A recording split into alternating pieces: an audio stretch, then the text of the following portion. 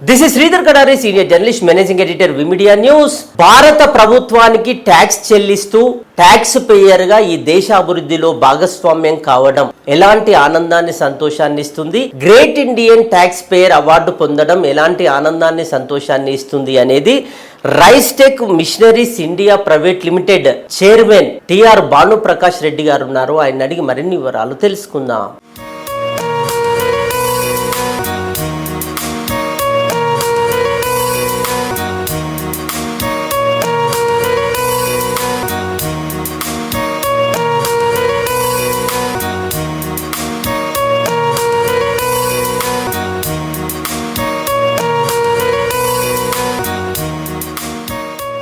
Tax payer అనేది అది మనం ఏదో పే చేసినట్టు కాకుండా మనం బాధ్యతగా ఫీల్ అయి చేస్తే సంతోషం అండి. మేము అదేలాగా ఉన్నాము, మేము హ్యాపీగా ఉన్నాం. నేను గత 27 సంవత్సరాలు ట్యాక్స్ పే చేస్తాను. తప్పకుండా సంతోషమే కదండి.